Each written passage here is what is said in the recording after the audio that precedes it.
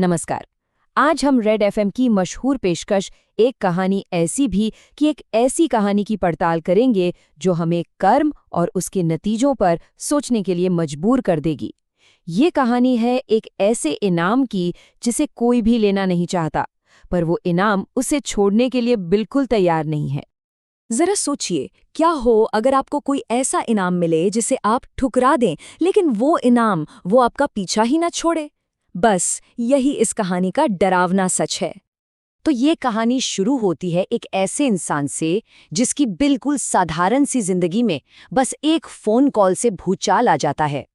मिलिए हमारी कहानी के मुख्य पात्र योगेश से।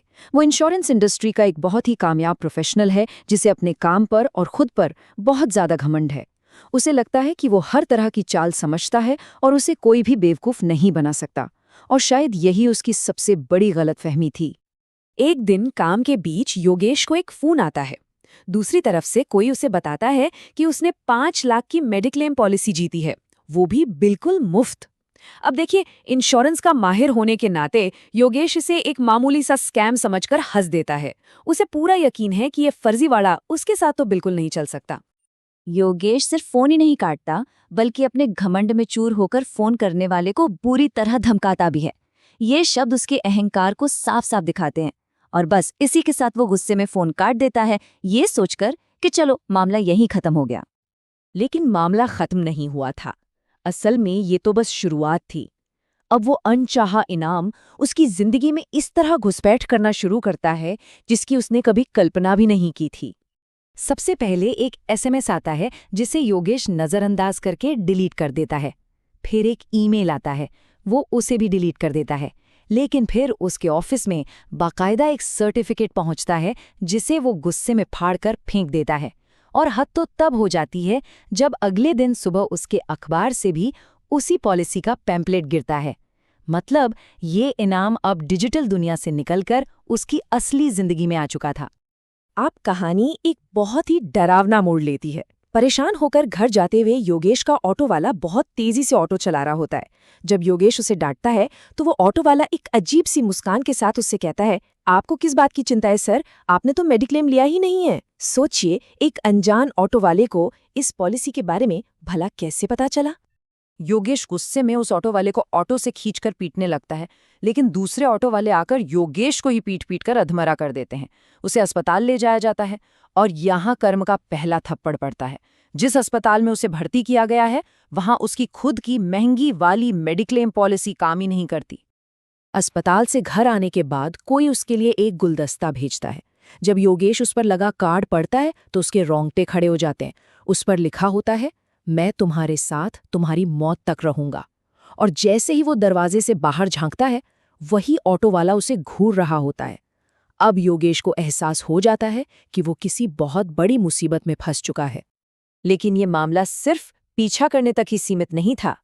अब ये डरावना खेल अलौकिक हो चुका था और योगेश के सामने एक ऐसी शर्त रखी जाने वाली थी जिसकी कोई कल्पना भी नहीं कर सकता। योगेश घबराकर उस ऑटो का नंबर ट्रेस करवाता है। उसे पता चलता है कि ऑटो का मालिक राकेश सोनकर नाम का एक व्यक्ति है जो अब जिंदा नहीं है। ये जानकर योगेश के पैरों तले जमीन खिसक जाती है कि उसका पीछा करने वाला कोई इंसान नहीं बल्कि एक भूत है। कुछ देर बाद योगेश को एहसास होता है कि उसका बेटा चिंटू, जो बाहर खेलने गया था, वापस नहीं आया है। तभी उसके पास उसी ऑटो वाले का फोन आता है और वो भूत उसे एक भयानक शर्त देता है। अगर अपना बेटा वापस चाहिए तो अपने दोस्त गिरीश की जान ले लो, जो उस वक्त घर के अंदर ही बैठा था। तो योगेश के सामने एक नामुमकिन चुनाव था। एक तरफ उसका सबसे अच्छा दोस्त और दूसरी तरफ उसका इकलौता बेटा। एक की जान बचाने के लिए उसे दूसरे की जान लेनी ही पड़ेगी। अब सवाल ये उठता है कि आखिर ये भूत योगेश से ऐसा बदला क्यों लेना चाहता है। इसका जवाब योगेश के अतीत में, उसके किए हुए पापों में छिपा है। चलिए देखते हैं कि उसने ऐसा क्या किया था। बेटे के गायब होने से ठीक पहले घबराए हुए योगेश ने अपने दोस्त गिरीश को फोन किया था, और उसी बातचीत में उसके मुंह से वो सच निकल गया जिसे वो अब तक दुनिया से छुपा रहा था। उन दोनों ने मिलकर किसी ऑटो वाले के 5 लाख रुपए हड़प लिए थे। ये रकम बहुत जरूरी है, ठीक 5 लाख रुपए। उतनी ही रकम की मेडिक्लेम पॉलिसी योगेश को मुफ्त में दी जा रही थी। ये महज एक इत्तेफाक नहीं था, ये कर्म का वो चक्र था जो अब पूरा होने वाला था। और ये है उस ऑटो वाले राकेश की दर्दनाक कहानी। एक एक्सीडेंट के बाद उसके परिवार को इंश्योरेंस के पैसों की सख्त जरूरत थी, लेकिन योगेश और गिरीश ने अपने लालच में वो क्लेम रोक दिया। पैसों की कमी की वजह से राकेश का ऑपरेशन नहीं हो सका और उसकी मौत हो गई। पर ये त्रासदी यहीं नहीं रुकी। कर्ज में डूबी उसकी पत्नी ने अपने दोनों बच्चों के साथ आत्महत्या कर ली। सिर्फ 5 लाख रुपए के लिए योगेश और गिरीश ने एक पूरा का पूरा परिवार खत्म कर दिया था। तो अब जब हम अतीत को जान चुके हैं, चलिए कहानी के अंत की ओर बढ़ते हैं। यहाँ कर्म अपना हिसाब एक बहुत ही दुखद और अजीब तरीके से पूरा करता है। अपने बेटे को बचाने के लिए योगेश अपने ही दोस्त गिरीश की बेरहमी से हत्या कर देता है। और जैसे ही गिरीश की सांसें रुकती हैं, योगेश का बेटा चिंटू अपने कमरे से बाहर आता है, बिल्कुल सुरक्षित। उसे कभी अगवा किया ही नहीं गया था। ये सब उस भूत की एक चाल थी ताकि योगेश अपने ही दोस्त का कातिल बन जाए। ये समझते ही कि वो बुरी तरह फंस चुका है, योगेश अपनी पत्नी और बेटे के साथ शहर से भागने की कोशिश करता है।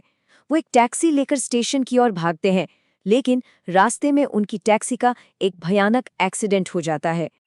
और ये है इस कहानी का सबसे क्रूर मजाक।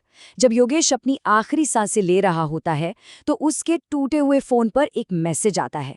ये मैसेज एक दूसरे फर्जीवाड़े से मिले 5 लाख रुपए के जमा होने का था।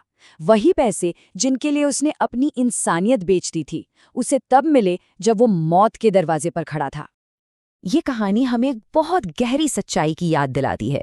जैसा कि कहा जाता है, आप जितने चाहें इकट्ठे कर लीजिए सोना, हीरे, मोती, लेकिन बस इतना याद रखना, कफन में कहीं कोई जेब नहीं होती। आप गलत तरीकों से कितनी भी दौलत क्यों ना कमा लें, अंत में वो किसी काम नहीं आती। सोचने वाली बात है ना।